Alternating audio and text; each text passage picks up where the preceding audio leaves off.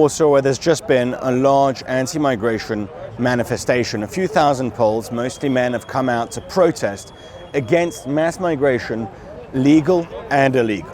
Poland has a reputation online of being one of the last countries that is majority Polish, but this is rapidly changing. Over the last few years, hundreds of thousands of work visas were issued every single year, which have opened the floodgates to mass migration from places that are culturally and ethnically very different to Poland. Obviously, we welcomed millions of Ukrainians, workers and refugees, workers who came between 2014 and 2022, and then from 2022, large number of refugees who came after the full-scale Russian invasion of Ukraine. But in that time space, we've also seen hundreds of thousands of work visas issued from places such as Tajikistan, Uzbekistan, Sri Lanka, Bangladesh, and now even some African countries. So the ethnic fabric of Poland is changing, and this has happened very rapidly over the time span of just a few years. And Poles are understandably frustrated and irritated. Mass migration has already led to 2 murders that we know of. In Toruń, 19-year-old Klaudia was viciously sexually assaulted and then stabbed repeatedly with a knife by a murderer who wanted to stab her eyes out so she couldn't recognize him. She died 2 weeks later in hospital in absolute agony. Then a 41-year-old Polish man was stabbed by a Colombian migrant in the town of Nowe. So we have already seen 2 murders. We've seen a large uptick in rapes. This has happened primarily in Ubers. Rzeczpospolita, the Polish paper of record, has documented several hundred cases of mostly Georgian Uber drivers raping or sexually assaulting Polish women. And then again, we have the issue, obviously, of a large influx of low-wage, low-skill workers impacts disproportionately people on the lower rung of society. What does that mean? Large number of workers obviously impact low-skilled, low-wage workers here in Poland who are already struggling. Replace them with large number of new arrivals who are willing to work for even less because they're here just to make money and then send remittances back home, and you get a discontented working class. Ironically, when we were at the counter-protest led by people who claim to be anti-racist, anti-fascist, and openly pro-open border,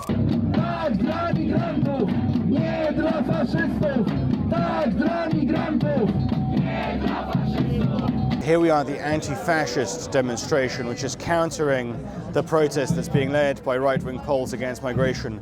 There was a banner that was saying, "Migration rights are workers' rights," which is a very incoherent banner to hold.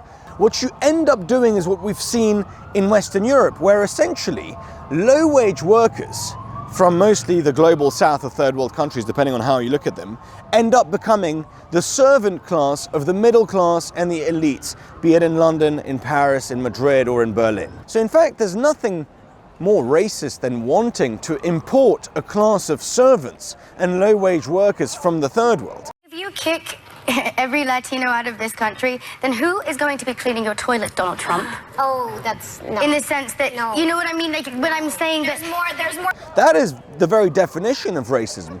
Bring them in and turn them into an indentured servant class. Joe Rogan, interestingly, had a segment in which he mentioned that China was 99% Chinese and no one cared about that, but suddenly when you talk about Poland wanting to be majority Polish, suddenly people react nervously to this. If China had decided that they wanted to remain Chinese and stay Chinese, and that being Chinese was very important to what China is, no one would have a problem with that. Yeah. When a country like Poland does it, you're like, oh, those white people, they want to keep everybody out. They want it to be all white. You can see that the Overton window has been smashed. We're seeing a very serious change take place, and it's taking place in the public discourse. People here, the Poles who attended this, are openly saying that they want their country to remain mostly Polish, as is their right. Why should it not remain mostly Polish? Arguments against Poland, such as the arguments that are made against Western countries such as France or Spain or the UK, you colonized, therefore this is the consequence of empire. You colonized half the world and now you must welcome the world within your own borders. Poland doesn't have a colonial history in Africa or Asia or South America. Why then does it have any moral obligation towards anyone in the third world? It doesn't. Not only do they not want illegal migration, they want to resist mass legal migration. And we have seen large amounts of support for the border that was erected on Poland's eastern border. The Belarusian and Russian security services orchestrated a hybrid attack that utilized illegal migrants flown in from Syria, from Yemen, from Afghanistan, and then flew them in with Belarusian state airlines into Minsk airport and then pushed them towards the border to destabilize Poland, to destabilize NATO's eastern flank, and to destabilize the European Union.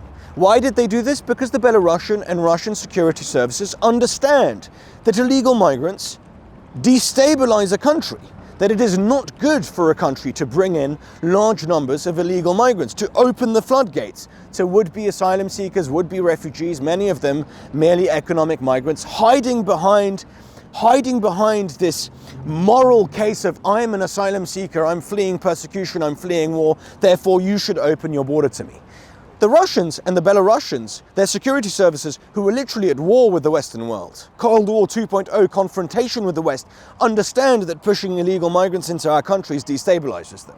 So why do Western elites refuse to admit this? So we erected a border, much to the support of the Polish population, 186-kilometer wall, several meters high, with AI sensors, with cameras, and with the military sent to protect the border, to stem the flow of illegal migrants. Then, on the western border, now that Germany has started deporting illegal migrants, and they've started deporting them into the Netherlands and into Poland. As we speak, Poland's border is currently under attack from Germany. They are unloading vanfuls of illegal immigrants. Now, Poland, a nation who has persevered so much, we are not about to stand back and watch what's happened to England, to France, to Germany. We are taking to the borders. Tak działa policja niemiecka właśnie. Wyładowali uchodźców. Przejście graniczne. Tutaj gestapo z SS podrzucają inżynierów. Następni Somalijczycy. Świeżutka dostawa. Citizen patrols have moved to the border, to the western border, to stop the flow of migrants being pushed by German authorities into Poland. So the Polish population is resisting this imposed top-down mass migration, be it illegals or legals, into the country. And the more of these migrants arrive, be they legal or illegal, the more social tensions will flare up. Why? Because people want to live Poles clearly want to live in a country that is mostly Polish. They have seen what has happened in Western Europe. They have seen what has happened in London, in Paris, in Madrid, in Barcelona, in Rome, in Berlin. They have seen the massive change that has taken place, and they don't want to see it here. And I wish them all the best.